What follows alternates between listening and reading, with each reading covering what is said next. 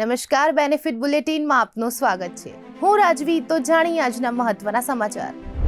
સુરેન્દ્રનગરમાં ઈડીએ નાયબ મામલતદાર ચંદ્રસિંહ મોરીનો મોબાઈલ તપાસમાં લીધો. જમીન અને કૌભાંડમાં કરોડોની લાંચ અને મોટા નેટવર્કનો ખુલાસો. પૂર્વ કલેક્ટર રાજેન્દ્ર પટેલ સહિત 4 સામે એસીબીનો ગુનો. 1500 કરોડના જમીન કૌભાંડમાં વધુ ધરપકડની શક્યતા.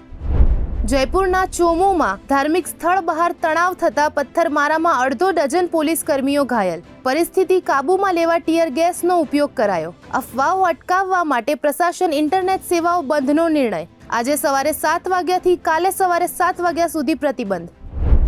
કચ્છના રાપર નજીક 4.6ની તીવ્રતાનો ભૂકંપનો આંચકો અનુભવાયો. આજે વહેલી સવારે 4:30 વાગે આંચકા અનુભવાયા. રાપરના અનેક વિસ્તારોમાં ભૂકંપની અસર. ભૂકંપનું કેન્દ્રબિંદુ રાપરથી 22 કિલોમીટર દૂર નોંધાયું.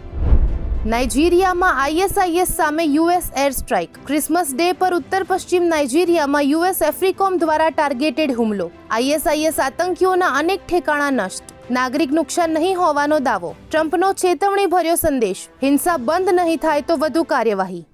તો આવા જ મહત્વના સમાચારો જાણવા માટે જોડાયેલા રહો બેનિફિટ ન્યૂઝ સાથે.